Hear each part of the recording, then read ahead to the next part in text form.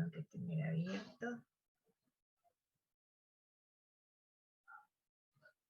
Este.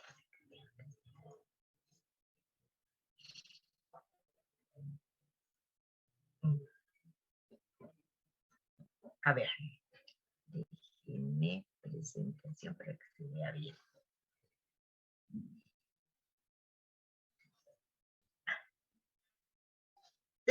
La idea es recuperar. Ustedes ya llevaron clase de suelos, ¿no? Me quiero imaginar.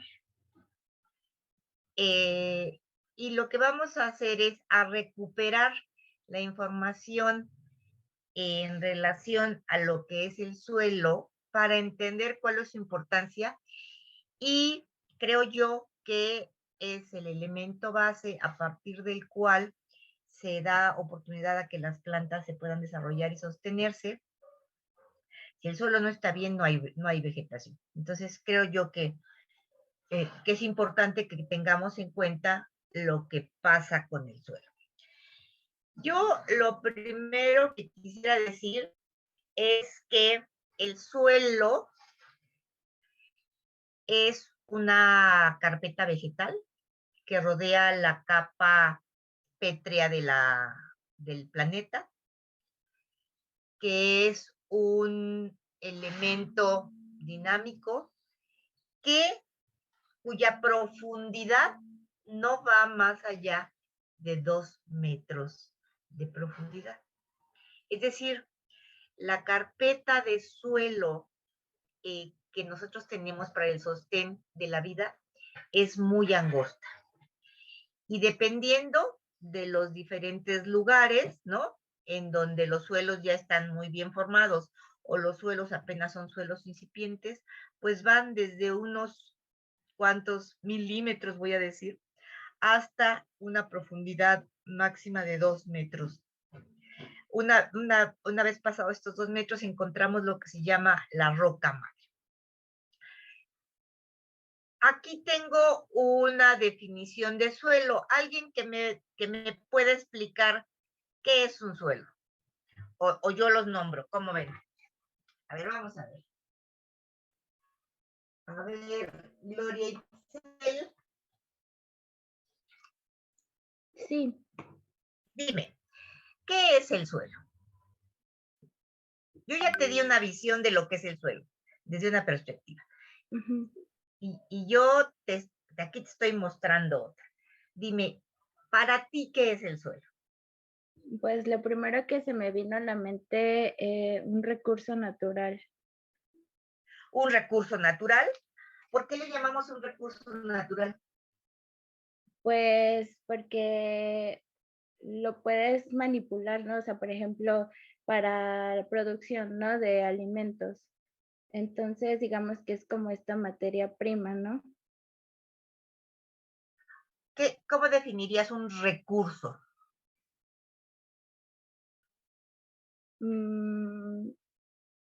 Pues como un elemento que no sé, o sea, que se puede beneficiar como varios elementos del mismo. O sea, por ejemplo, los seres vivos, ¿no? Las plantas, los humanos, ¿no? Cuando hacen agricultura. Ajá.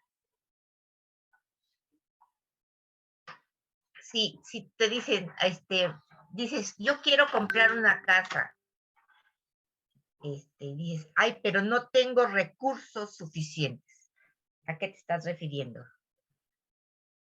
Bueno, en ese contexto me imaginé como el monetario, ¿no? Ajá. En el caso del suelo, ¿cómo definirías un recurso? Más bien, ¿por qué lo llamaste recurso y lo llamaste con un adjetivo, recurso natural? Uh-huh.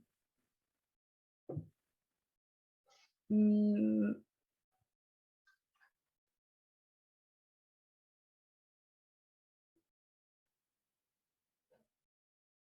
pues, no sé, o sea, como esta parte de recíproca, ¿no? O sea, de que por algo existe y que, o sea, como en sistema, no sé, hablando como, ajá, o sea, como la creación del planeta, O sea, por algo se crea el suelo y asimismo como que derivan varias cosas de él. No sé si me explica. No, creo que te pusiste muy compleja.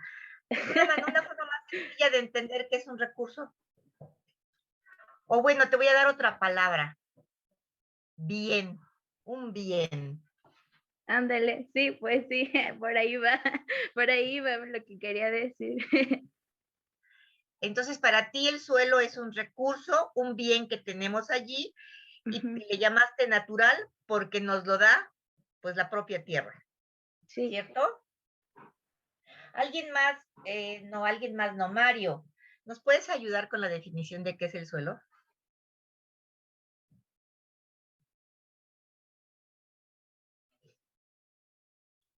Anda por allí, Mario.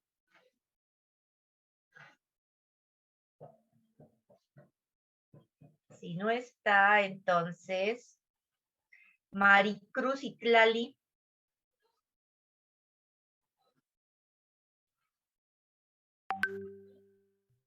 Hola, sí, sí estoy. Pues recuerdo Pero que aguántame tantito. Ujú. Sí, yo,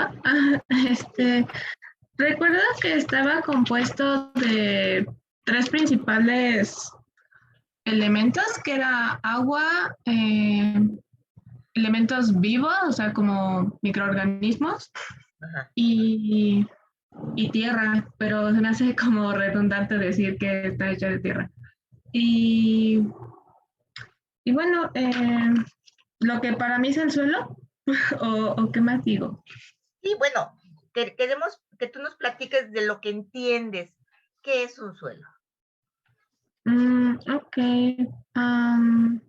Pues sí, este es soporte o sustento para, pues para, digamos, para llevar la vida a cabo, incluso para seres humanos o ejercicios antrópicos, y también, pues, para la vegetación, incluso si no existieran los seres humanos, pues necesita un soporte para existir y también como este medio de comunicación entre plantas que platicábamos la clase pasada, Ajá. que pues necesitan este soporte y es el soporte de sus raíces para la comunicación entre ellas. Y pues también recuerdo que está conformada por diferentes capas Ok, y... ahorita vamos para allá.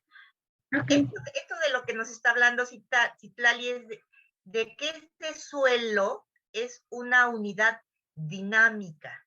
¿Qué quiere decir? Que tiene una serie de actividades, de relaciones que le permiten tener la calidad de unidad, ¿sí?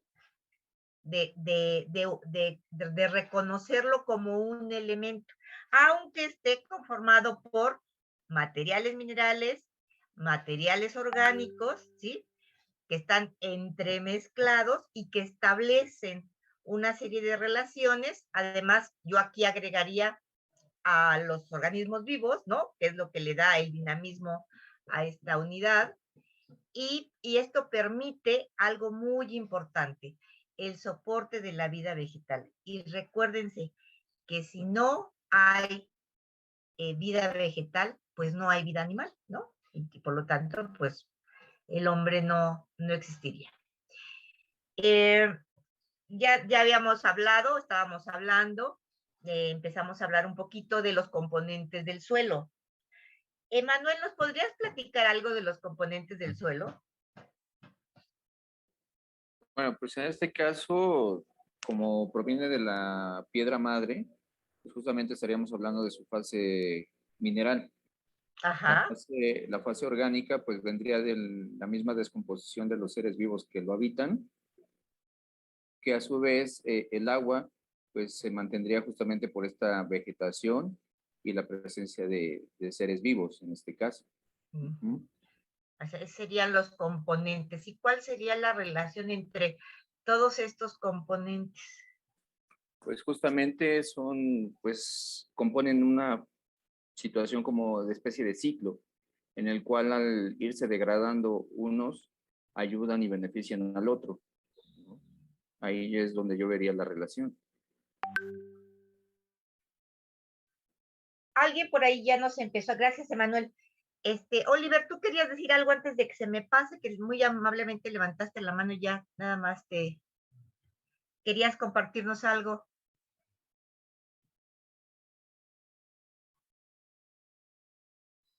No. Bueno, entonces decíamos, ya hablamos de que el suelo está conformado por materia mineral, ya nos dijo Emanuel, que procede de una roca. Esta roca puede ser de carácter volcánico o puede ser de carácter calcáreo, ¿sí? Sedimentario. Materia orgánica que va a ser proporcionada por los organismos, tanto vegetales como animales, que van muriendo, se van incorporando al suelo para ser desintegrados y liberar minerales. Luego, entre estas partículas minerales y orgánicas se forman poros, ¿sí? Pequeñas oquedades, huequitos, ¿sí? Que van a ser ocupadas por agua o por aire y que los organismos, ¿sí? Ayudarán a tenerlos en movimiento para que estos poros se sigan manteniendo con agua y con aire. Oliver, ya andas por allí. Sí, es que tenía un botón presionado que olvidé que existía. O sea, nada más decir, o sea, ya mencionaron la parte de relaciones y de suelo, y nada más quería agregar que, o sea, como definición, hay que tomar en cuenta que es muy importante que el suelo es un producto de la naturaleza, hasta que la naturaleza te va a llevar a ello.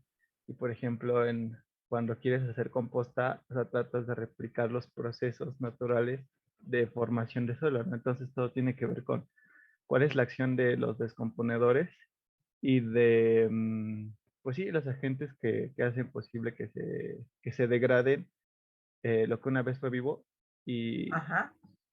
lo que le da el sustento a la parte, ¿cómo se llama? Autótrofa. Y ya. Okay. Gracias, Oliver. A ver, Alejandra Roldán. En relación a la composición, a los porcentajes de los diferentes componentes que conforman el suelo, ¿qué nos podrías platicar?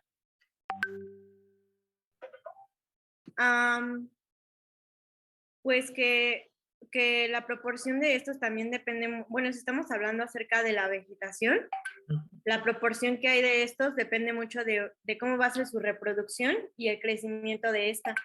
Y, por ejemplo, si estamos hablando de suelo urbano, también tenemos que ver cómo se están comportando los componentes. Y también creo que otra cosa importante es que cuando, bueno, no a lo mejor me gustaría que me corrija, pero si hay cambio de uso de suelo, estos también pueden modificarse, ¿no? Totalmente se modifican.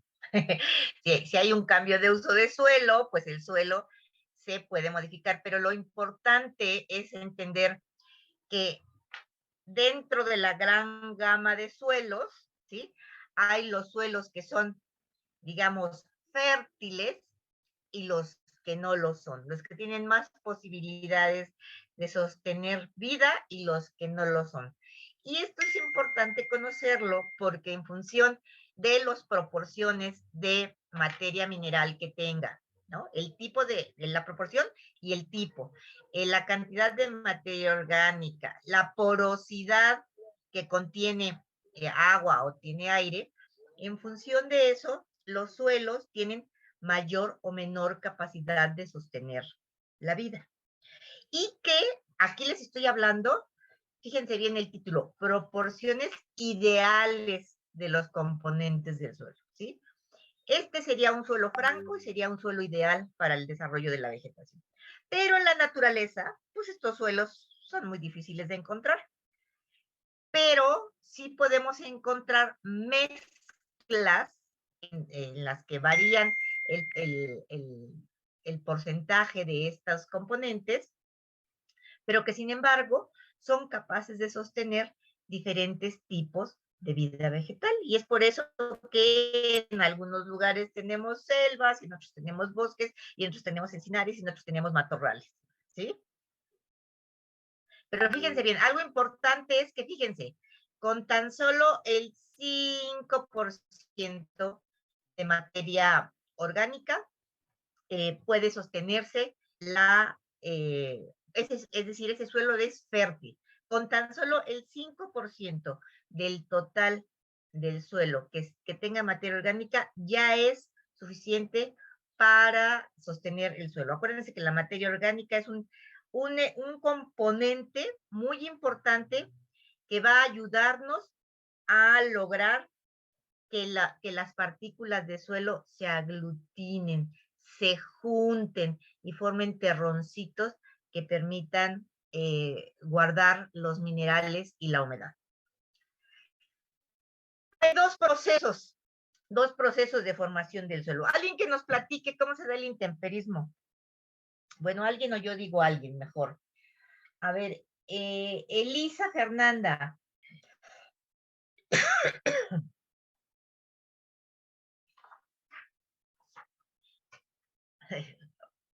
Citlali, ¿alguna pregunta en particular o participar en esto? Ay, no, yo quería participar, pero si no, mi compañera y ya después. Sí, espero que primero vamos a pedirle a Elisa Fernanda que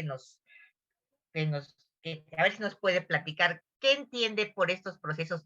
¿Qué son estos procesos? El que nos quiera explicar.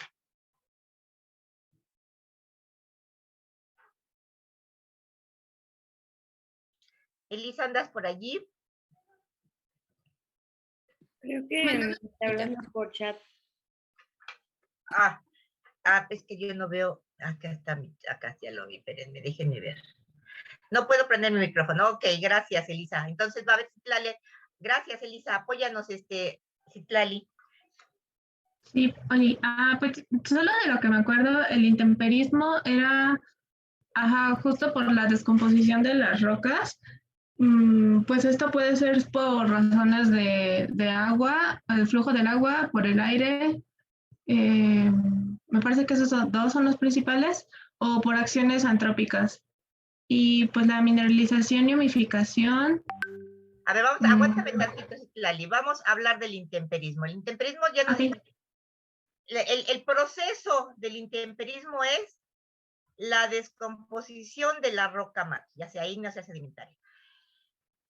El intemperismo se da por factores físicos, ya nos dijo Citlali, por el agua, por el viento, por el calentamiento, ¿sí? Cuando la roca se calienta, se dilata, es decir, se ensancha.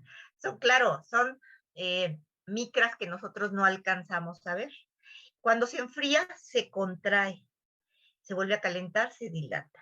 Se vuelve a enfriar, se contrae. Y entonces esto va haciendo que esta gran roca se empiece a fisurar y a romper y empieza a crear partículas cada vez más pequeñas, ¿sí?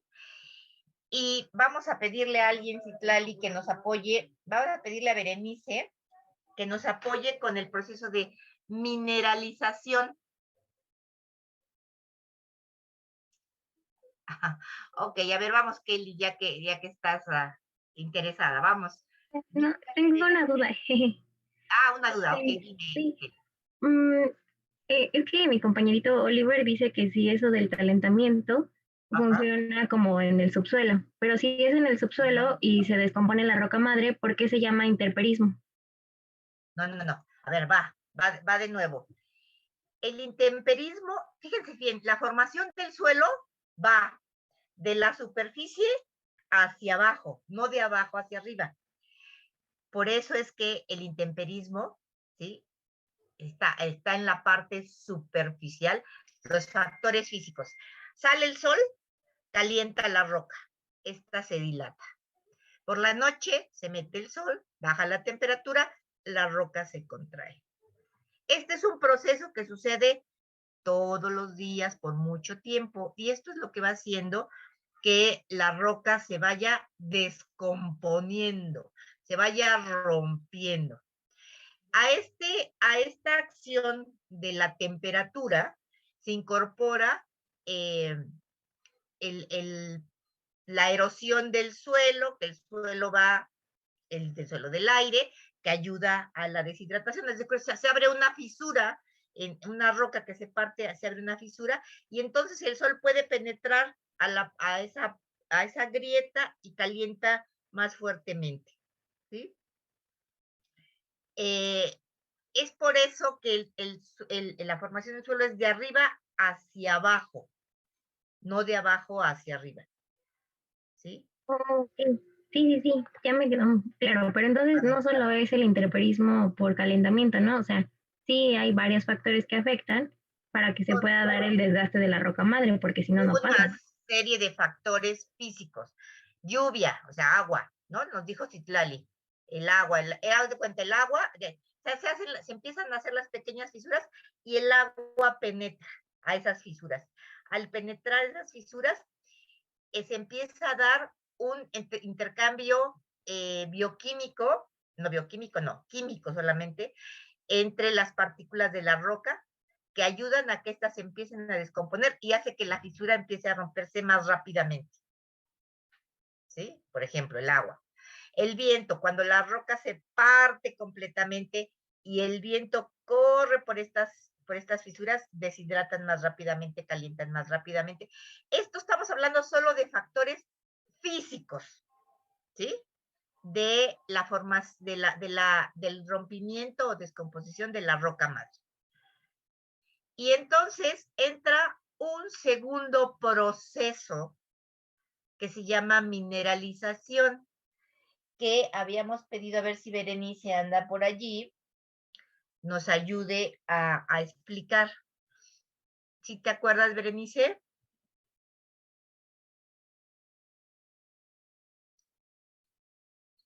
Creo que es que déjenme abrir el chat porque si no, no los veo.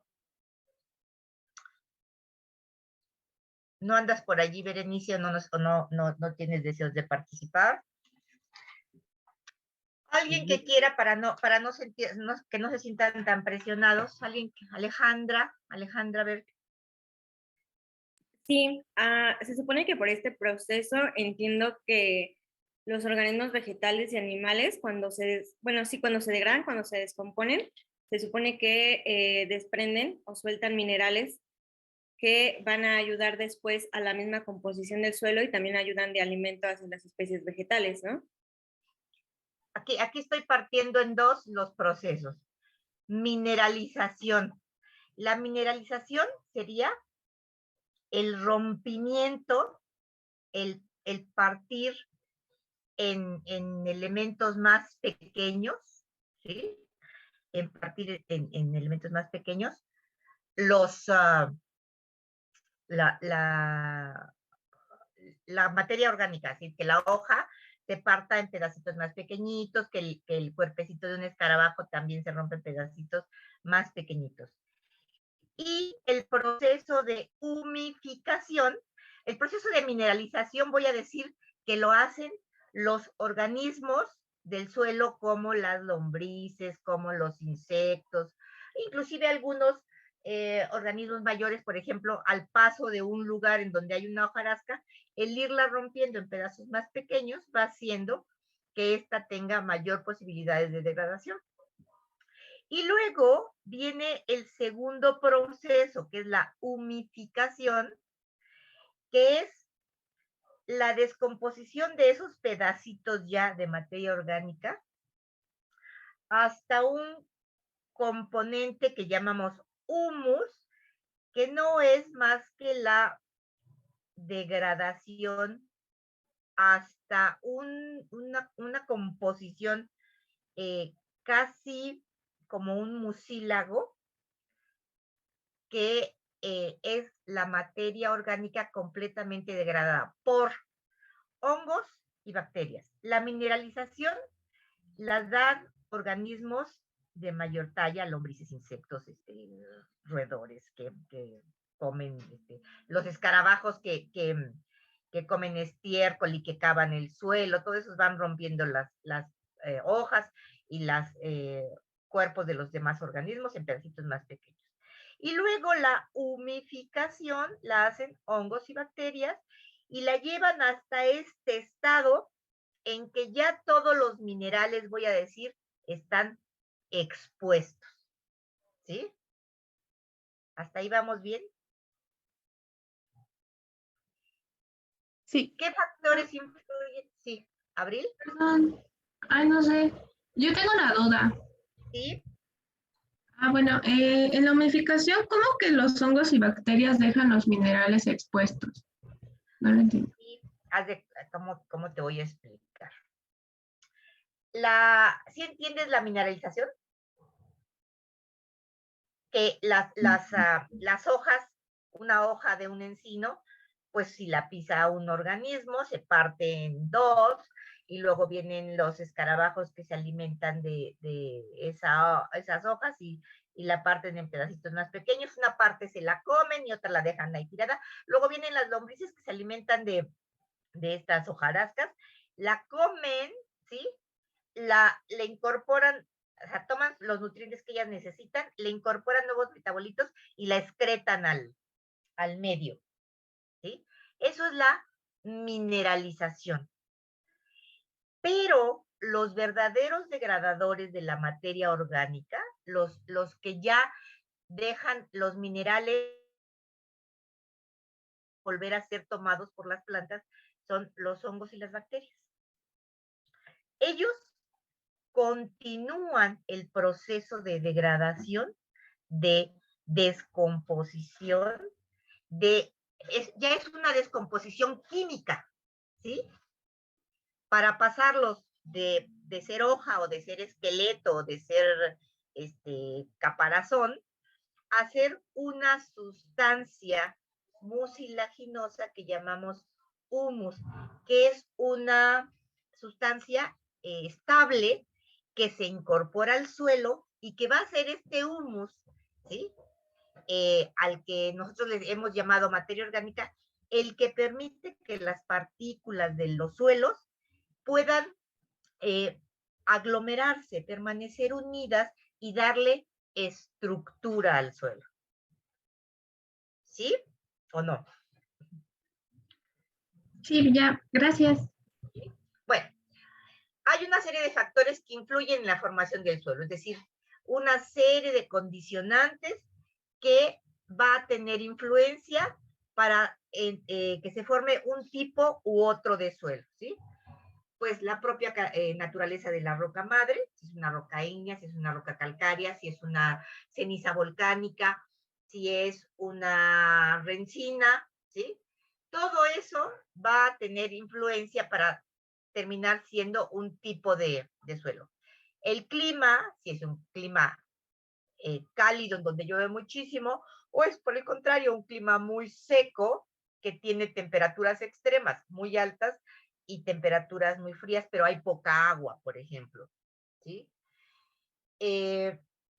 La actividad biológica. La actividad biológica, en buena medida, va a depender de las características climáticas y del establecimiento de vegetación que permita que también haya incorporación de organismos que ayuden a la formación de este suelo. La topografía es importante porque los suelos que están sobre pendiente normalmente están sometidos al arrastre, mientras que los suelos de las partes bajas son suelos de depositación, es decir, van bajando. Si yo les hago así, los suelos que se forman en esta parte, ¿sí? Van a estar expuestos a ir bajando. Pero, ¿qué es lo que va sucediendo? Pues tienen que llegar a algún lugar y entonces forman suelos de depositación. Los suelos de la parte baja, entonces van a ser suelos más profundos y con una gran cantidad de minerales que pues pues son arrastrados durante el proceso.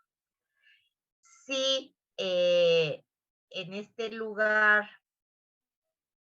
se establece vegetación, este proceso, o sea, este proceso, la vegetación va a disminuir el movimiento de estos suelos y entonces en esta parte se sedimentarán menor cantidad de partículas de suelo. Entonces, por eso la topografía es muy, muy importante en la formación de los suelos. El drenaje, bueno, pues si hay lugares en donde hay agua y esta agua se anega, se estanca, pues va a dar origen a suelos que siempre están bajo el agua. Y al estar bajo el agua, pues va tomando una serie de características diferentes a un suelo que esté expuesto en la superficie, ¿sí? Entonces, los suelos de drenaje, como el tipo de los lubisoles o los regosoles, que son suelos que se inundan, ¿sí? Los suelos de los humedales son diferentes a los suelos que están en la superficie. El tiempo de desarrollo de un perfil, voy a decir qué tan viejo es el suelo, ¿sí? ¿Qué tanta oportunidad ha tenido de irse formando? Ahora, este tiempo de desarrollo del perfil es muy subjetivo, porque la formación del suelo en función de tiempo no es igual en un lugar con un clima templado húmedo que en un lugar con un clima frío y seco, ¿no? Las tundras, por ejemplo. Y finalmente, pues la actividad antrópica, que ya habíamos visto en los primeros artículos que formamos, que somos grandes modificadores de los suelos, y entonces, bueno, por un lado acarreamos suelo, por otro lado le incorporamos sustancias que no son parte del propio suelo, y eso trae como consecuencia que los suelos vayan viéndose modificados, ¿sí? Aquí les estoy mostrando algo de lo que ya creo que la misma Citlali nos había hablado, que era que se acordaba de que había una serie de capas de suelos. ¿Alguien nos podría explicar qué relación tiene el suelo con estas capas?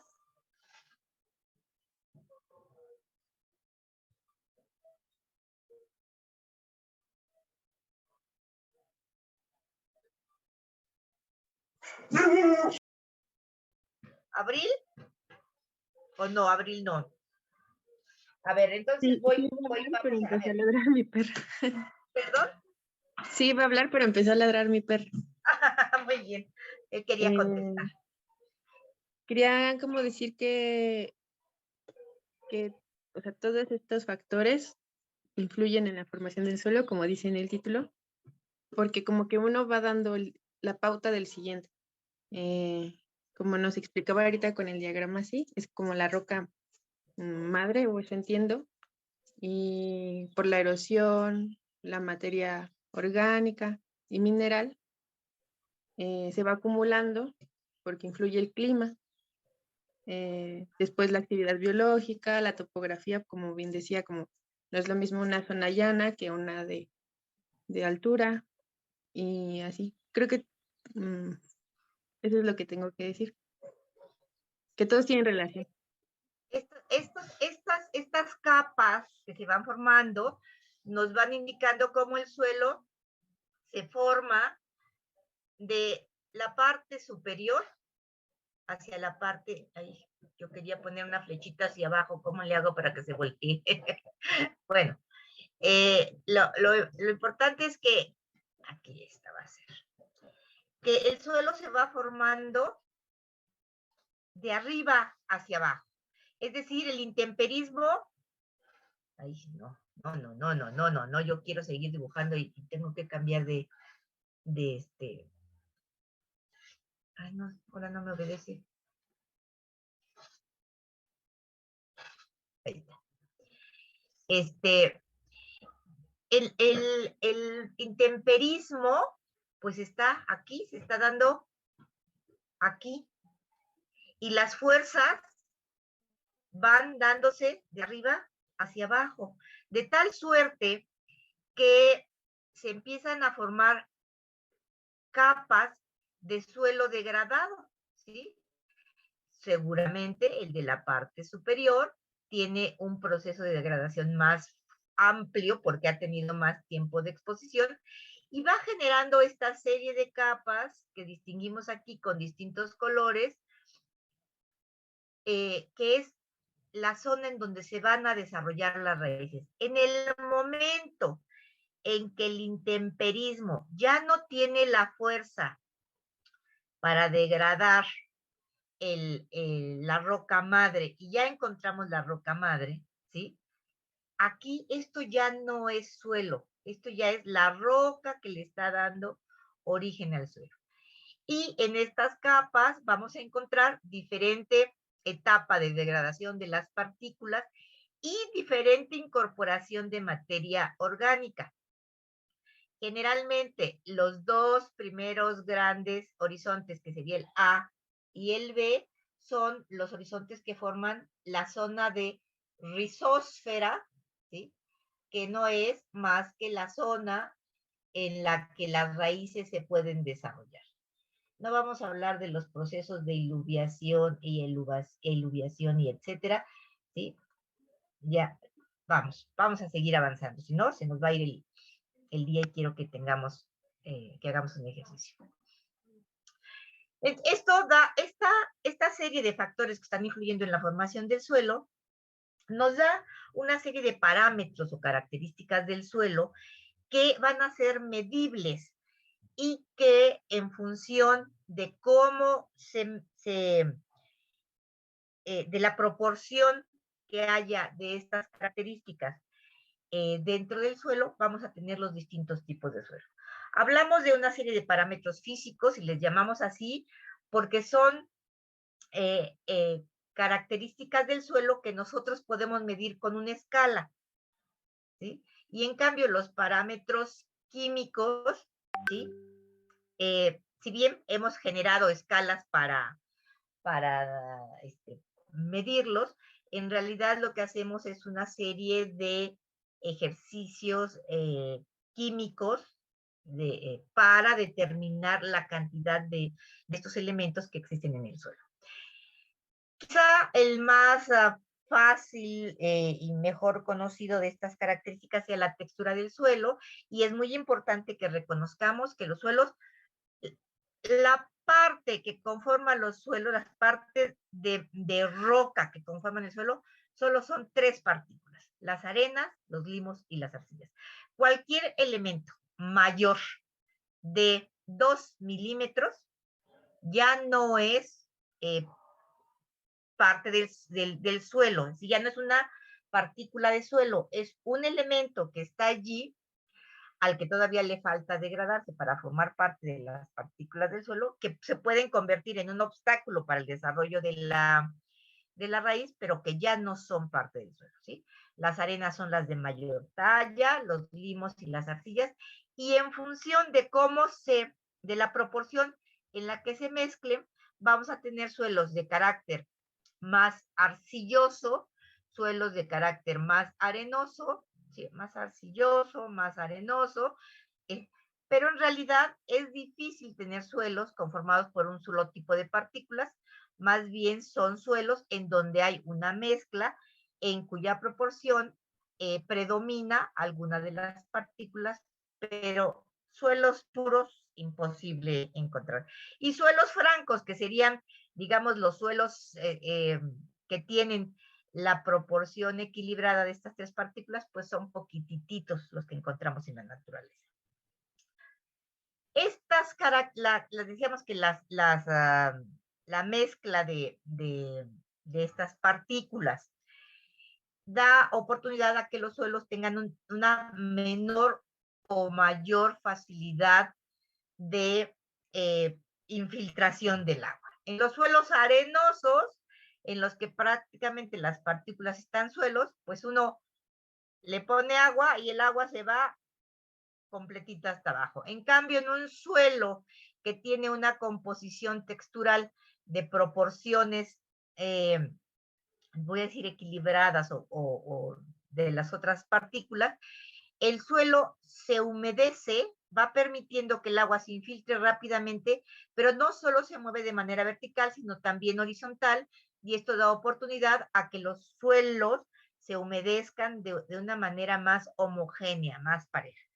A esta propia característica de las partículas de suelo, que ya por ellas mismas permiten un cierto movimiento en el agua, cuando se incorpora materia orgánica, estas ayudan a que las partículas de suelo, decíamos, se peguen, se aglomeren y generan una mejor estructura del suelo y entonces hacen que el agua, que el suelo retenga mayor cantidad de agua. Esto es importante entenderlo porque cuando nosotros queremos hacer enmiendas del suelo o mejoramientos de suelo, tenemos que entender el por qué la textura es importante, por qué el contenido de materia orgánica es importante y eso nos permite entender hacia dónde queremos llevar los suelos en relación a la cantidad de agua. Acuérdense que después el agua va a ser el elemento en el cual se van a formar las soluciones del suelo, ¿sí? Es decir, la roca va a soltar minerales y el humus que está allí, que es la materia orgánica que habíamos dicho que era los nutrientes, los minerales a flor de raíz, ¿sí? Se disuelven en el agua y son más fácilmente tomados por la planta. Entonces, por eso es importante que entendamos estos procesos. Ya habíamos hablado cuando tratamos los temas que ustedes escogieron sobre la degradación del medio, de una gran cantidad de formas antrópicas en las que el hombre, bueno, naturales y antrópicas, en las que los suelos son dañados o degradados, ¿sí? Bueno, el eliminar la vegetación del suelo, eso trae como consecuencia, pues, erosión y acarreo, ¿sí? Tanto de carácter eólico como de carácter hídrico. La incorporación de materiales ajenos, ¿no? Que van desde, voy a hablar en el campo arquitectónico, desde incorporación de cascajos, ¿no? Hasta incorporación de sustancias químicas, ¿no? Como petróleos y una serie de sustancias, detergentes, petróleos, etc. La compactación del suelo, que muchas veces es porque queremos compactar para tener un suelo más duro para poder hacer una edificación, o la compactación del suelo por el simple paso, ¿no? De la gente en los parques y los jardines. Tenemos un problema fuerte de compactación de suelo por el sobreuso que tienen estos espacios. ¿Cuál es la problemática de la compactación del suelo? Que disminuimos, ¿sí?, el número de poros de aire, ¿sí?, y de retención de agua, y entonces las raíces no pueden respirar, si bien son capaces de ir tomando la poca agua que queda en el lugar, en realidad las raíces respiran, ¿sí? Y entonces al no tener espacios para respirar, pues mueren de asfixia. Eliminación de las formas naturales de nutrición, esto se refiere a cuando nosotros eliminamos la hojarasca que se cae, ¿no? Por ejemplo, es la más sencilla de entender, ¿no? Que vamos eliminando la reincorporación de este material orgánico a la propia nutrición. Una de las enmiendas, por ejemplo, en las áreas naturales, en las áreas verdes urbanas, una forma de nutrir los suelos es incorporar, ¿sí?, composta, ¿no? Aflojar los suelos, incorporar compostas para recuperar esos procesos que naturalmente ya no se dan.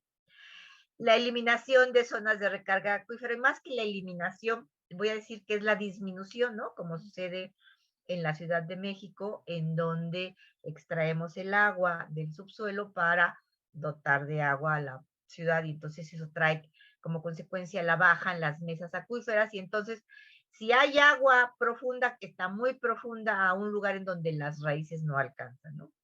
Y desde luego el cubrimiento por materiales impermeables, ¿no? Que esto sucede mucho en las ciudades. Sin embargo, tenemos una serie en los ambientes naturales, tenemos una serie de elementos que sirven como indicadores de degradación de suelo. Hay una serie de plantas que aparecen, que nosotros las conocemos como malezas o plantas arbences, y que van apareciendo allí en los terrenos en donde ha pasado la degradación. Por ejemplo, en las orillas de las carreteras, cuando se construye la carretera, pues se construye la carretera, es una faja, pero no solo se interviene la faja en donde queda asfaltada, sino es una zona mucho más amplia.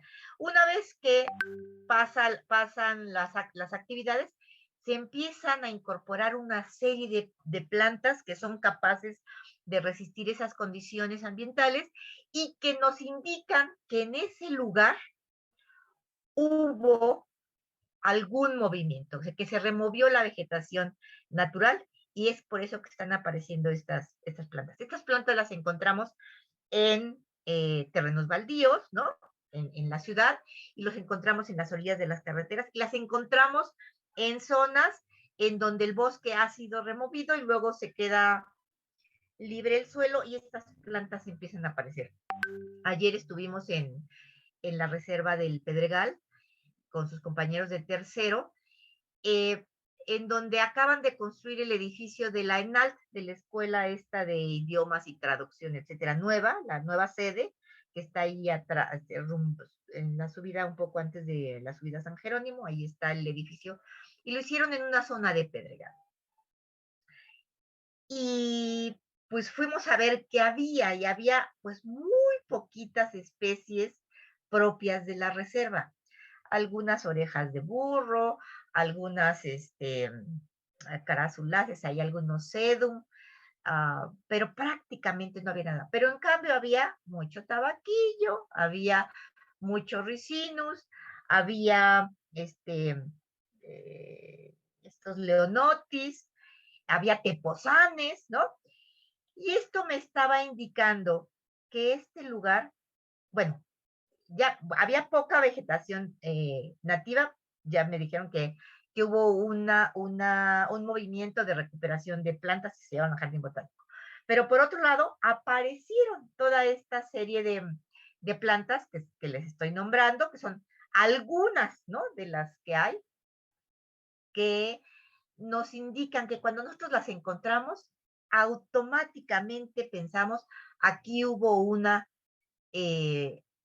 momento de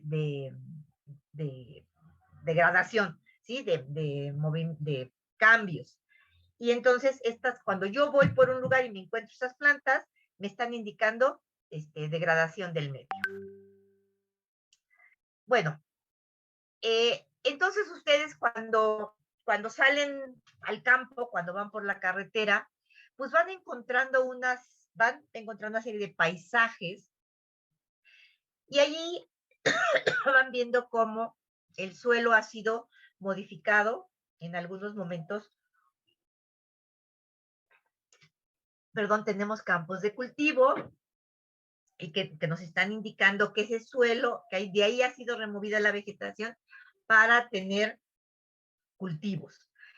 Pero hay otros espacios que encontramos que tienen estas especies arbences de las cuales estamos hablando, o que no tienen absolutamente nada. Y entonces nos habla de los cambios de lo que está sucediendo en el suelo, y cómo este suelo que dijimos que tiene apenas una carpeta en sus momentos mejores profunda de 2 metros de profundidad, en realidad pues se está perdiendo. Y lo importante de la pérdida de estos suelos es que, aunque ya por allí me dijeron que era un recurso natural, No me dijeron si era renovable o no renovable. ¿Es el suelo un recurso natural renovable o no renovable? ¿Qué piensan? Que depende del suelo, ¿no? Por ejemplo.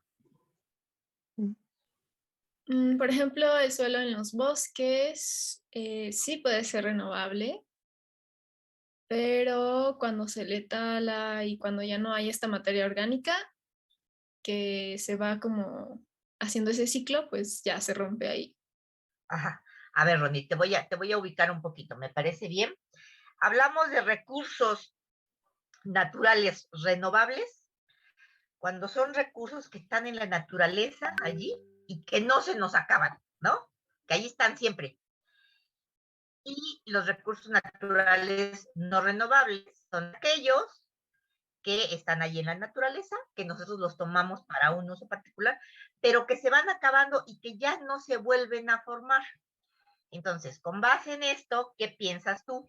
¿El suelo natural es un recurso renovable o no renovable? Que sí es renovable. Que sí es renovable.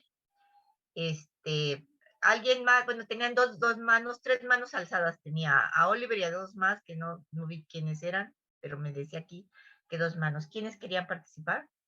Sí, yo respecto a si es renovable o si no es renovable algo y si también dependiendo de dónde se encuentra, si deberíamos considerarlo de tal manera. O sea, por ejemplo, estaba viendo una noticia en la que esta zona en la que pues la poblaron desde 1900, bueno, siglo XX, y digamos que hubo como una sobreproducción o como una sobreutilización de la agricultura muy intensiva en esta parte, Ajá. pues de bosques, ¿no? Entonces ya decían que para la mitad de, pues del siglo 1950 que pues ya estaba como inutilizable para muchas cosas, ¿no? Entonces la Ajá. dejaron abandonada y hasta ahora, o sea, desde 1950 hasta acá se hizo como un trabajo de reforestación en el que, o sea, el suelo estaba tan dañado que ni siquiera las especies nativas de ese sitio podrían ser plantadas. Entonces se hizo como una selección más o menos como de especies, pues, exóticas, pero no demasiado para hacer una recuperación de esta zona que pues era como inutilizable, ¿no? Entonces está el factor de que, o sea, cambió de ser un suelo, digamos, como antrópico, o bueno, que tiene actividades antrópicas, a, pues, de recuperación, ¿no? A ser natural otra vez y ya después poder ser lo que estábamos comentando, ¿no? Que sea renovable. Ajá. Con base, a ver, exacto, a ver, y quiero que me digas, con base en esto que nos platicaste, ¿tú consideras que es un recurso natural renovable o no lo es? Es renovable en tanto se encuentre en un espacio natural, me parece. Cuando, o sea, cuando Todos los suelos podemos... están en espacios naturales. No, sí. A lo mejor en cuanto reconozcamos que A le ver, Oliver. aportemos al ciclo para que se Ajá. vuelva a regenerar lo que estamos extrayendo, utilizando. Ok, Oliver. Sí. Es para ti, ¿es renovable o no renovable? ¿El suelo? Sí. Sí, para ti sí es renovable. Citlal le había levantado la mano. Y luego Axel. Sí, Oli. No sé, tal vez estoy mal, pero considero que es no renovable porque si bien recuerdo el petróleo tampoco es renovable y si bien también es un proceso pues natural, toma muchísimos años para que este suceda o exista. Entonces el suelo de manera natural pues sí se regenera todo el tiempo, pero para que ocurra esta alimentación, bueno, no alimentación, sino como este conjunto de elementos, para que sea esta buena formación del suelo, pues igual tiene que pasar bastante tiempo. y como seres humanos no le damos el tiempo para que se vuelva a recuperar o a formar, pues sí considero que no es renovable, mínimo de Gracias. manera natural. Gracias.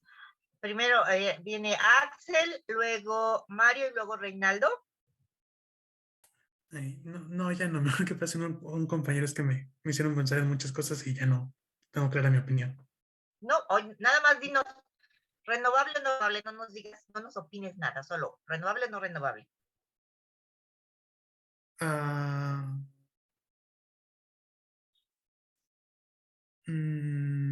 O quimera, dime, o en medio, ¿o qué es? Es que creo que, como dijo Citlali, no sería renovable, pero también depende mucho del uso que le demos. Sé que las plantaciones de palma de aceite, esas dejan el suelo completamente inútil ya, para siempre, Ajá. básicamente. Pero hay otros cultivos con el que no es tan agresivo. Entonces, yo diría que una quimera, tal vez. O sea, queda ahí en medio como un poco una cosa rara. Gracias, Mario. Reinaldo. Soy Axel. Va Mario, va Mario. Ah, Mario, perdón. Sí, bueno, Axel fue el que habló. Perdón, entonces, espérame, porque yo, no sé, entonces, ¿por qué estaba, déjame anotarte aquí. Ok, gracias. Ahora sí, a ver, dime, Mario. Pues justo igual lo que estaba pensando en lo que platicaba Citlali. Y pues sí, mi opinión es que no es renovable porque al menos la descomposición de la roca madre pues lleva pues muchísimo tiempo, o sea, es imperceptible a nuestros ojos, no lo vemos, ¿no? Toma mucho tiempo. Okay. Entonces, a menos en ese aspecto, pues no, yo lo consideraría que no es renovable. No. Ok, y entonces ya finalmente, Reinaldo. Pues yo también considero que es no renovable más que nada porque pues, o sea, quizás sí se pueda recuperar, pero no lo suficientemente rápido como para exigirle pues un uso tan intensivo. Ajá. Bien, pues tienen razón, ¿no? Finalmente el suelo siempre se está formando.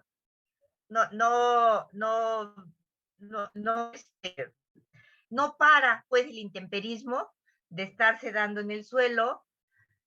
El suelo se sigue formando, ahí está. Y esto que decían Mario, Citlali, Reinaldo, Axel, ¿no? Que dicen, bueno, es que sí me cuestiono, sí es un recurso natural, allí está, pero lo estoy perdiendo. ¿Qué es lo que pasa? Bueno, esto que decían ustedes, el tiempo de formación de los suelos son tiempos geológicos, son tiempos muy largos. Se dice que para formar una carpeta de suelo en una zona templada, ¿sí? Se lleva una carpeta de 1 centímetro de suelo, se lleva alrededor de 300 años.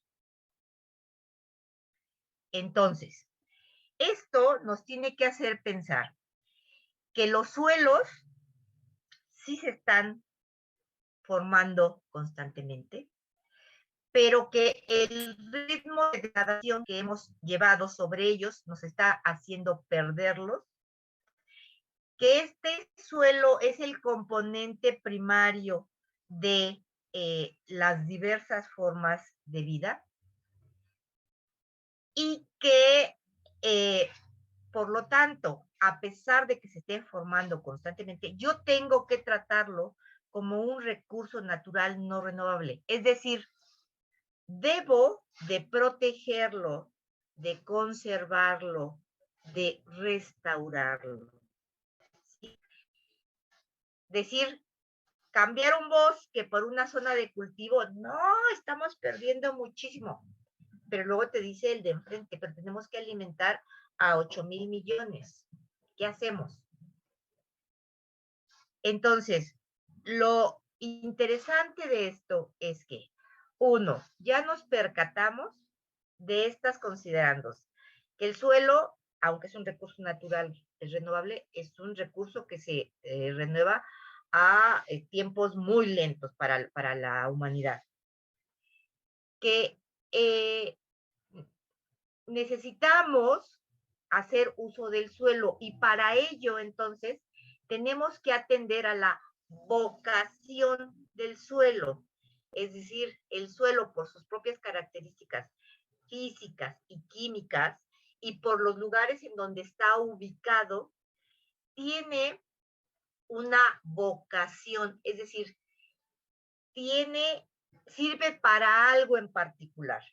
A veces para conservar bosques, a veces para mantener selvas, a veces para mantener matorrales. Y de repente en la zona de suelos más fértiles, el sur del Distrito Federal, nosotros urbanizamos. Perdemos una gran cantidad de suelos fértiles. Entonces, lo que tenemos que atender del suelo es tener en mente siempre estos considerandos. Afortunadamente, hoy en día hay una serie de estrategias, de técnicas que nos permiten hacer un mejor manejo del suelo y utilizando estas técnicas, aprovecharlo de la mejor manera posible en menores extensiones, ¿sí?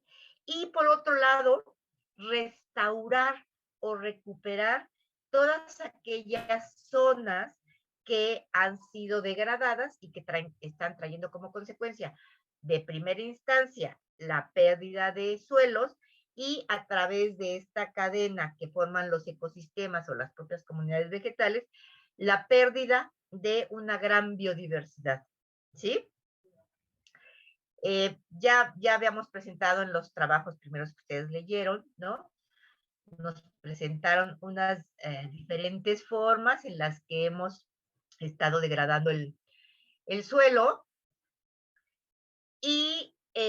Pero algo muy interesante que pasa en México es que, pues no es hasta hace muy poco tiempo que nos percatamos de la acelerada degradación que estábamos teniendo en nuestro país, que conocíamos muy poco de los suelos. Yo me recuerdo que en el 68 apareció el antecesor del INEGI, que se llamaba Detenal, y que ellos fueron los primeros que hicieron una carta edafológica 1 a 250,000 sobre los tipos de suelos que hay en México. Era así como la primicia, o sea, no sabíamos ni lo que teníamos ni para qué servía. Y 1 a 250,000, pues era pues casi hacer manchoncitos. Pero afortunadamente a partir de entonces se empezó a tomar interés por los suelos y hemos venido avanzando en el conocimiento de los mismos, en la identificación de la vocación de los mismos, por un lado, y por otro lado, los científicos han ido descubriendo formas de enmiendas o estrategias de recuperación de los suelos, y finalmente, ¿sí? Se han generado políticas de recuperación de suelo. Pero fíjense, es hasta 1988, que a lo mejor a ustedes se les hace muy lejos, pero para mí no es tan lejos, ¿no? Que aparece la Ley General del Equilibrio Ecológico y la Protección del Ambiente, con la intención justo de que veíamos que el medio estaba entrando en crisis y que no estábamos haciendo nada.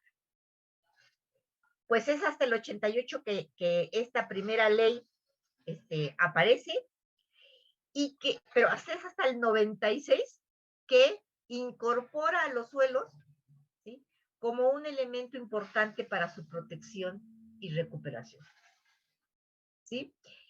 Esta ley establece así los principios y criterios que deben aplicarse para proteger, conservar,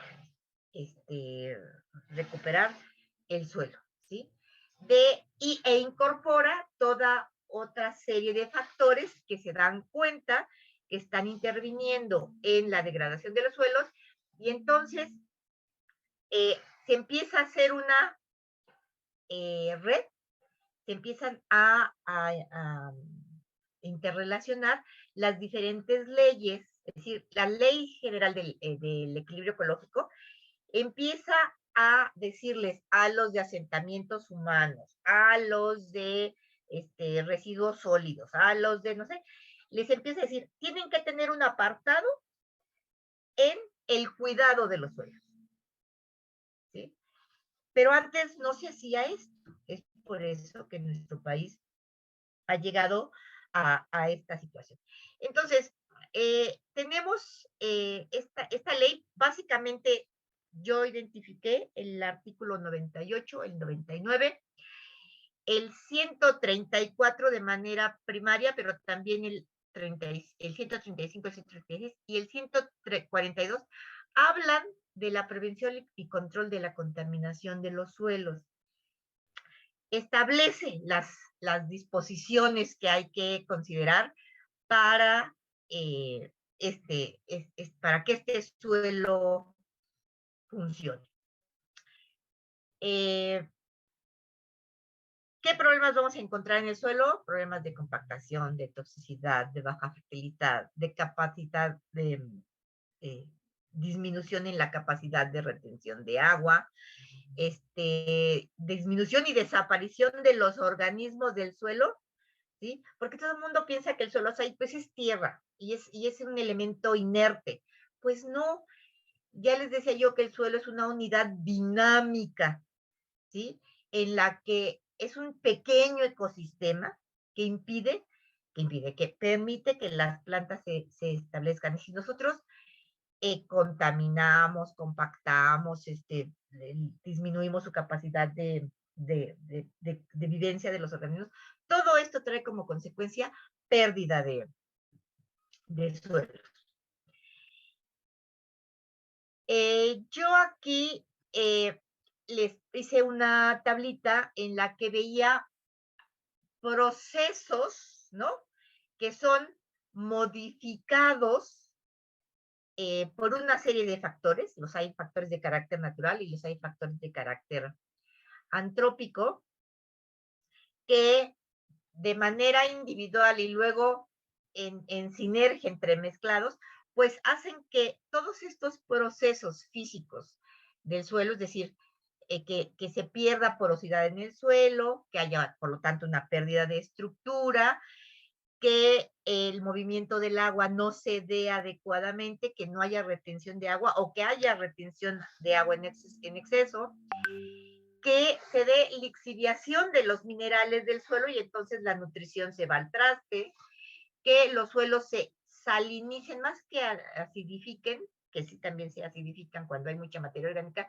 Más que nada, yo creo que debía haber puesto salinización de suelos que pueden darse por la propia dilución de los minerales de las rocas o por el uso de fertilizantes en exceso, ¿sí?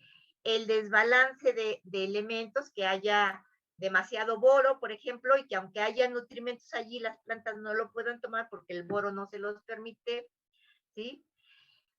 Si hay reducción se puede causar la reducción de la fauna del suelo, que puede ser dada por la propia compactación o puede ser dada porque nosotros incorporamos productos químicos, ¿no? La contaminación. Si no hay reincorporación de materia orgánica de manera natural o de manera antrópica, también el suelo se descompensa. Y esto en mucha medida trae como consecuencia el incremento de organismos patógenos, ¿no? Entonces, yo aquí en esta tablita, así me ponía a pensar todo lo que pasa cuando modificamos las condiciones del suelo y a veces son factores de carácter natural y muchas veces son factores de carácter antrópico. Bueno, esto ya lo vimos, que eran factores de presión sobre el suelo, ¿no? La deforestación, las actividades agrícolas, actividades ganaderas, el incorporar residuos industriales, la desertificación, la erosión, la degradación. Bueno, de todos estos factores que vimos, quizá el clima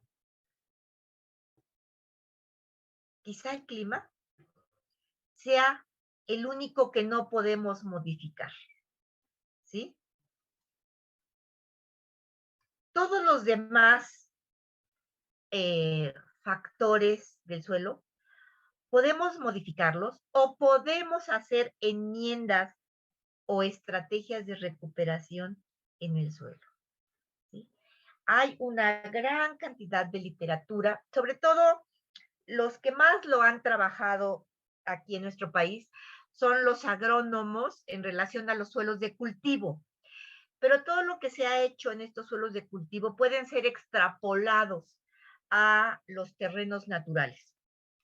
Entonces, si hay pérdida de fertilidad, nosotros podemos incorporar minerales, nutrientes de diferentes maneras, desde no eliminar el material orgánico que cae al suelo hasta incorporar compostas.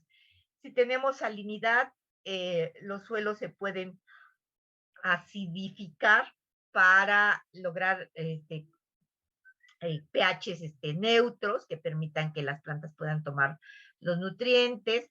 Si los suelos se están enfriando demasiado porque estamos en una zona con muchísimo frío, la incorporación de materia orgánica permite que la temperatura del suelo se conserve un poquito mayor, o a veces pues la protección de los suelos con materiales plásticos o pajas, etcétera. Sí que, Kelly. Sí, tengo una duda. Sí. Por ejemplo, bueno, es que mi hermana fue una vez a Michoacán y dijo que allí, para acelerar el crecimiento del aguacate, aventaban bombitas hacia el cielo y hacían que lloviera. Y yo dije, ay, ¿a poco? ¿Cómo es eso posible? O sea, pero sí es real o no es real, no sé, pero no se podría hacer algo similar en cuestión de controlar un poco el clima, en esto de que por cambios de sequía y así. Es real que en algún momento podemos generar lluvia. Lo que se hace es que se bombardean, fíjense bien, se bombardean las nubes con nitrato de plata. Y lo que hace el nitrato de plata es actuar como un núcleo de atracción de las pequeñas partículas de agua que forman la nube y forman gotitas más grandes. Y al ser gotitas más pesadas, estas pues precipitan y llueve. Cuando yo era muy joven, en los 70, teníamos un problema porque las lluvias empezaron a disminuir en nuestro país y estábamos sufriendo terrible sequía. Y dentro de las investigaciones que se hicieron, se descubrió que lo que pasaba es que en Florida estaban todas estas zonas turísticas importantes y entonces a ellos no les convenía que lloviera y es una zona de bastante lluvia. Al no convenirles que lloviera, lo que hacían era bombardear las nubes con este nitrato de plata, las precipitaban y entonces esas nubes que de manera natural, cuando estaban en el cielo, eran transportadas por el viento hasta nuestro país y precipitaban en nuestro país, eran precipitadas antes y entonces ya no había nubes que pudieran transportarse y que nos trajeran agua al país. Bueno, fue toda una cuestión política. Pero aunque podemos generar que estas nubes precipiten, lo que no podemos es formar las nubes. Si no hay nubes, aunque bombardeen con lo que quieran, no hay lluvia. Entonces, lo importante es conocer el clima y con base en las condiciones del clima, buscar las estrategias que nos pueden ayudar a resolver el problema que tenemos con el suelo. Perdón. Disculpen. Citlali, me levantabas la mano. Sí, Oli, ¿y esto cómo se bombardea? O sea, ¿qué se utiliza para hacer este bombardeo? Pues haz de cuenta que son misiles, son pequeñas partículas de nitrato de plata, pero tienen que llegar hasta bueno, primero que haya nube, ¿sí? Que tenga la suficiente cantidad de agua la nube, y entonces estas pequeñas son como, pues sí, son pequeños núcleos de nitrato de plata que se esparcen, así como dispersarlos con misiles que tienen especiales, como iba a decir como una, de estos de spray, nada más que es la bomba que llega a la nube, explota para formar estos pequeños núcleos y que estos núcleos atraigan el agua y el agua precipita. Sí se hace, pero no es garantía si no hay nubes. O sea, y lo que está sucediendo con el cambio climático es que están aumentando las temperaturas, sobre todo de las zonas más cálidas del planeta, y entonces estas son las zonas que están sufriendo pues desertificación. ¿Sí? Entonces, bueno, decíamos que hay técnicas que nos permiten mejorar, recuperar, conservar el suelo. Lo que tenemos que es que conocerlas y identificar en función del lugar en el que yo estoy trabajando cuáles son las que me convienen. Y lo primero que tengo que conocer son los parámetros físicos. Cuando empezamos al principio a hablar sobre conservación, dijimos que para emprender cualquier proyecto de recuperación, lo primero que tenemos que hacer es un análisis diagnóstico del sitio. Por eso, porque en función de las características del sitio, de su grado de daño, es las estrategias que nosotros vamos a utilizar para recuperar, para restaurarlo. Y ahora, la otra parte muy importante es que hablábamos de dos tipos de restauración, una restauración pasiva y una restauración activa. En la restauración pasiva prácticamente lo que hacemos es retirar los factores de degradación, y en la activa lo que estamos haciendo es incorporar estas estrategias para acelerar el proceso de restauración. ¿Sí? Dentro de estas estrategias, ¿sí?, que son, las pueden encontrar en la literatura, son fáciles de encontrar, son fáciles de entender. Están los abonos verdes, o sea, las coberturas de los suelos libres con vegetación que va a proteger e incorporar materia orgánica al suelo. El manejo de terrazas en zonas de pendientes. Hay diferentes tipos de terrazas dependiendo de las pendientes y del tipo de suelo que tenemos. La selección del material vegetal que nos va a ayudar a retener el suelo o que puede darse en ese lugar en función de las condicionantes propias del suelo. La desalinización, o si no desalinización, las modificaciones de pH para que el suelo entre en procesos de neutralidad. La disminución de la compactación. Hay por ahí un abono muy famoso que se llama el abono Bokashi, que es una receta de una mezcla de materia orgánica que nos ayuda a recuperar suelo. La fertilización química, el cambio de pH, ¿no?, cuando tenemos suelos muy calcáreos. La inoculación de micorrizas, que son una serie de hongos que se incorporan a las raíces de las plantas y que ayudan a esto de lo que hablábamos la vez pasada, ¿no?, de conectar a la raíz con los elementos que ella requiere o con otras plantas. La incorporación de microorganismos cuando estos hacen falta en el suelo. Las enmiendas de carácter mineral cuando tengo un suelo demasiado arcilloso y no permite la infiltración y puedo incorporar arenas. La incorporación de compostas y vermicompostas, ¿sí? Y hoy en día los llamados biofermentos, que son estas sustancias formadas descomposición de materia orgánica, que son ácidos húmicos y ácidos fúlvicos, que pues ya se incorporan sobre todo en cosas muy especiales porque pues no se pueden producir en grandísimas cantidades. Bueno, de todo esto, a ver, yo hice...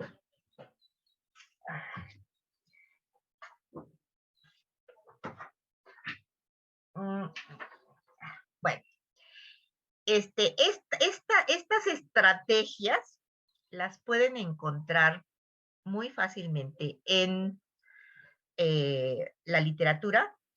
Y entonces, les voy a pedir que hagan un ejercicio, ¿sí? Que es elaborar una tabla de enmiendas o estrategias que se utilizan para proteger, para mejorar, para restaurar los suelos degradados. Y es una tabla sencilla en la que van a poner el nombre de la técnica, una descripción sencillita de en qué consiste y cuándo se emplea. ¿Sí?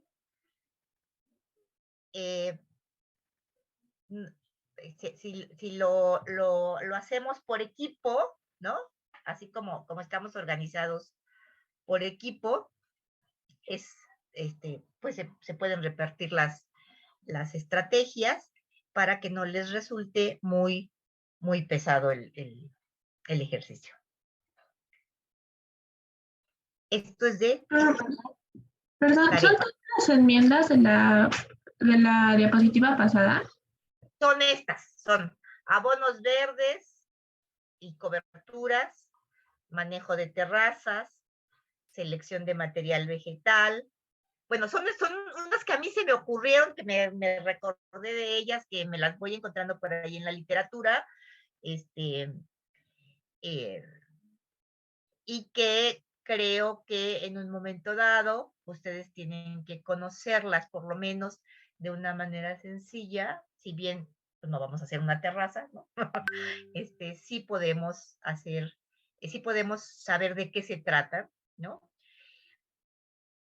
Para que cuando ustedes tengan un proyecto en el que encuentran que el lugar en el que están trabajando es un lugar degradado, ¿no? Puedan establecer alguna estrategia de recuperación de los suelos. ¿Sí?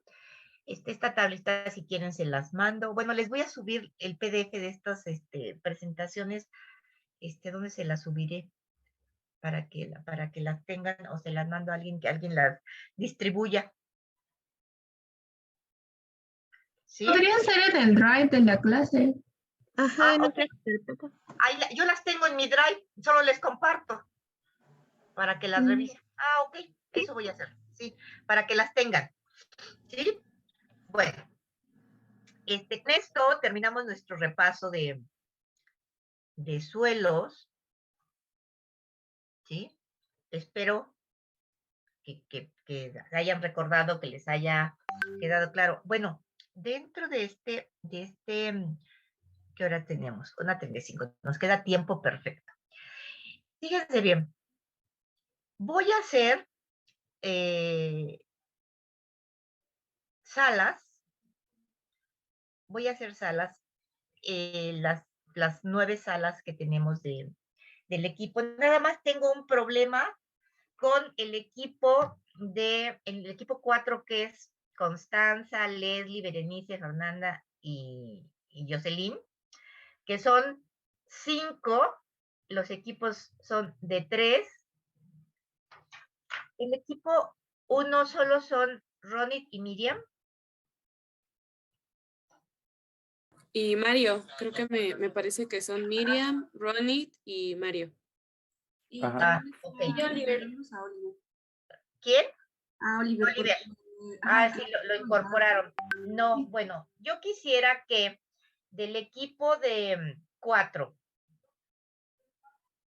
o sea, el equipo 1 pueden quedar Ronit, Miriam y Mario, y del equipo 4, 2 personas, quienes quieran, formen un equipo con Oliver. para que se equilibren las fuerzas. ¿Cómo ven? No se quieren mover de sus equipos. Bueno, vamos a dejarlo entonces. El equipo 1 van a ser Ronit, Miriam, Mario y Oliver, ¿de acuerdo? Y el equipo 4, pues me tiene que entregar un súper trabajo porque son muchos, son 5. ¿Sí? Entonces, vamos a hacer aulas. Cada quien sabe su número, o les recuerdo su número de equipo. Ustedes me dicen. Y van a revisar los artículos de la Ley General del Equilibrio Ecológico, que yo tengo aquí. A ver, déjenme. Aquí la tengo. Pero ustedes muy fácilmente la pueden encontrar. Revisen los artículos que habíamos quedado que hablan sobre el suelo, que son el 94 y 95. Espérenme.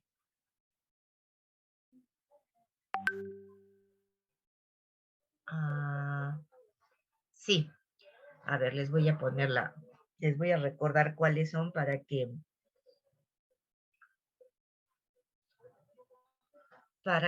los tengan a mano y los revisen.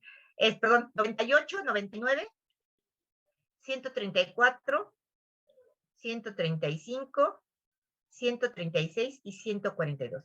Que por favor los lean, ¿sí?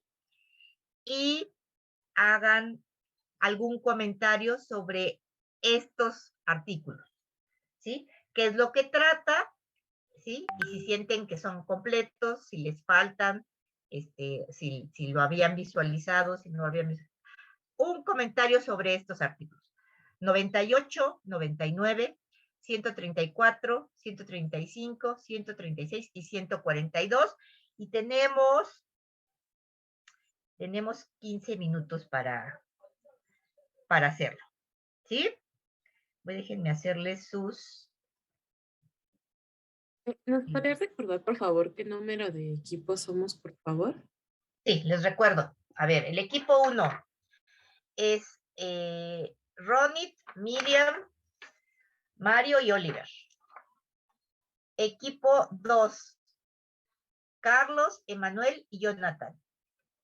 Equipo 3, Carolina, Glorietzel y Reinaldo. Equipo 4, Constanza, Leslie, Berenice, Fernanda, Jocelyn. Equipo 5, Axel, Jacqueline, Grisel, Erika. Equipo 6, Jennifer, Fernanda y Citlali. Equipo 7, Marlene, Kelly, Diana. Equipo 8, Elisa Fernanda, Alejandra y Abril. ¿Sí? Una pregunta, ¿va a ser lo de los artículos y aparte la tabla que mencionó? ¿O solo los artículos? 98.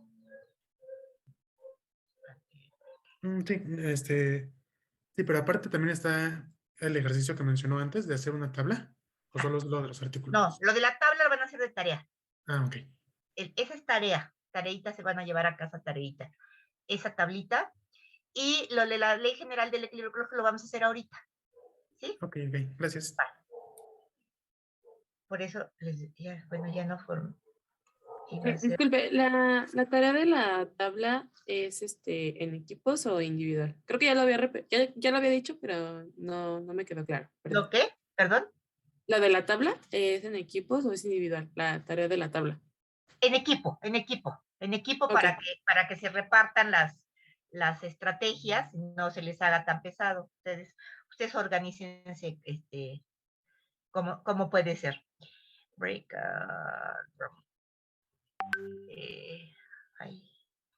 Profa, ya están creados los...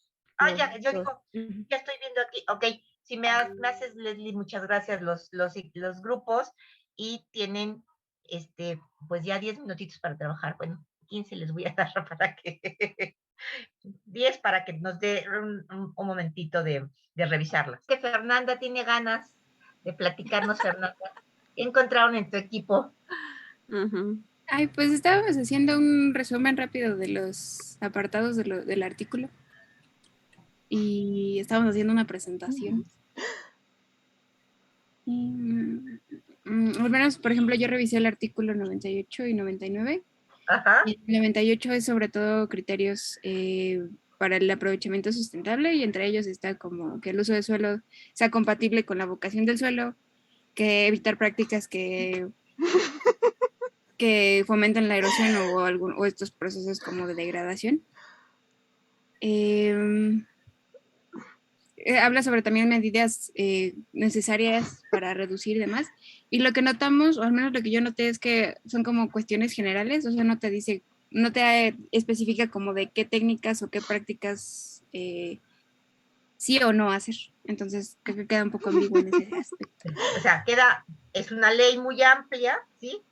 Pero empiezan a considerar al suelo como un elemento importante. Y dijiste una cosa muy interesante.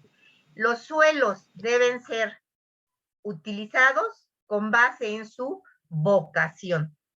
Acuérdense que dependiendo de las características físicas y químicas del suelo, estos tienen una vocación, y no vamos a usar un suelo que tiene vocación de un suelo forestal para hacer cultivos, porque si no nos pasa lo que nos ha estado pasando, que estamos perdiendo suelo. Sí, gracias, Fernanda. A ver, Jocelyn.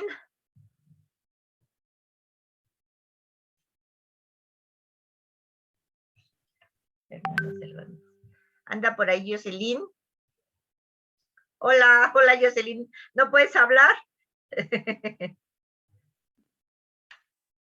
¿Puedes compartir con tu micrófono o no?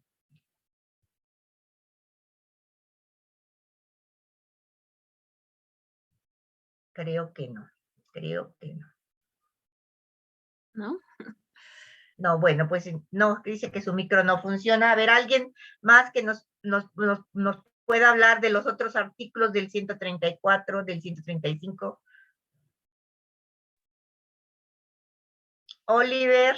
Y un comentario chiquito, y tiene que ver con lo que estábamos diciendo hace rato. Por ejemplo, en el 99, ¿99? No, otra vez en el artículo 98, dice que en el apartado de construcciones que uno llegue a hacer, uno tiene que retribuir con la regeneración de lo que vaya a quitar. Pero si estábamos diciendo que los suelos no son renovables, entonces, o sea, ¿cómo haces para regenerar eso? O sea, esa ley creo que se queda corta en cuanto a lo que pues A ver, necesitamos, Oliver, no dice renovar, dice restituir. No regenerar. necesariamente tiene que ser en el lugar en el que vamos a pensar que te autorizan para hacer una unidad habitacional en X, Y o sitio, ¿no?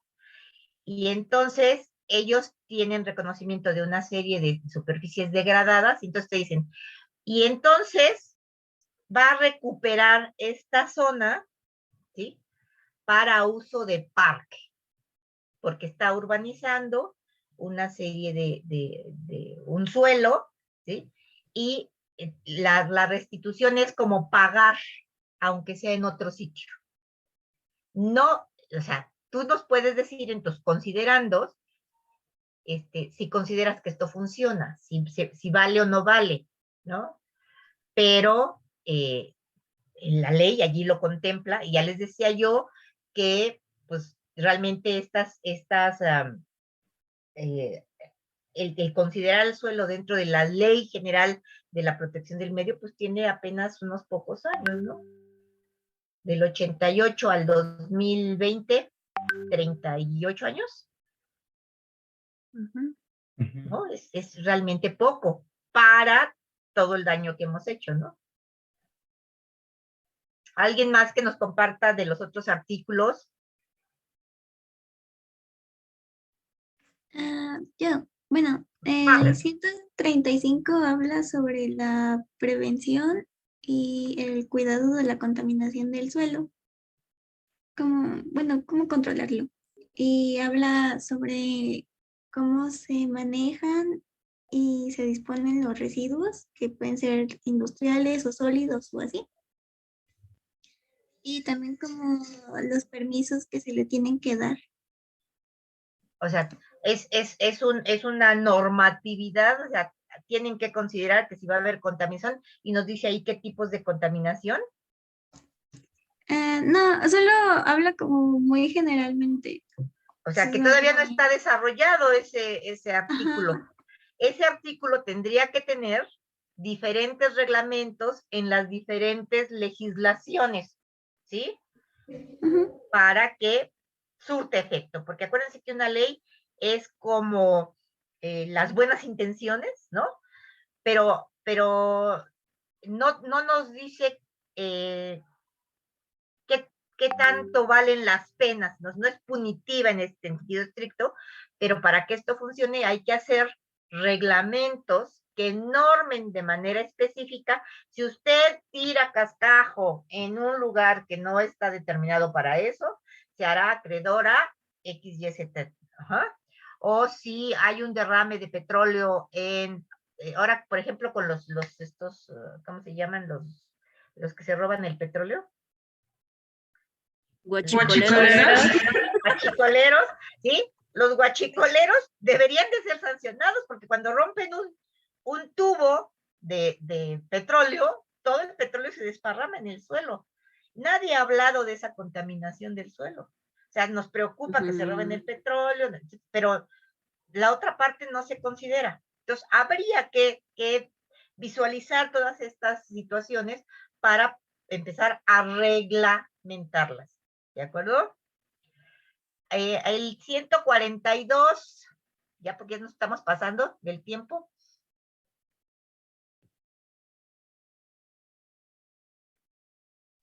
Sí, yo puedo. Sí. Pues en síntesis, o lo que yo entendí es que no, el 142 habla sobre que no se pueden hacer traslados de material del suelo por la nación para su tratamiento final, o sea, como incinerarlos o alguna acción de estas, a menos que se tenga previo consentimiento de la nación o incluso de otra nación. Y piensen, por ejemplo, en la venta de suelo de bosque. Cierto. O sea, eso es totalmente clandestino. Lo que nos venden en vivero es un suelo, ya habíamos dicho que tomó años y años de formación, que va el hombre del vivero, se levanta media tonelada o 1 tonelada de suelo y se la trae a vender a su vivero. Eso es un acarreo de suelo que no creo que tenga permisos. ¿Sí? Bueno, la idea de que revisaran esto es meramente que por lo menos entiendan que siempre hay que revisar la parte legal. Estamos ahorita a niveles, a la Ley General del Equilibrio Ecológico es apenas el primer nivel. Hay que buscar en las otras leyes qué dice del suelo, si dice algo, ¿sí? Y hay que irlo observando. Por hoy es todo de nuestra parte. Solo les pido que hagan su tarea. Les comparto la presentación, ¿sí? Para que tengan a mano la tablita. Y nos encontramos aquí el próximo miércoles. ¿De acuerdo? Sí, gracias. Gracias, hasta luego. Buenas tardes, chicos. Gracias. Gracias, hasta luego, Gracias. gracias.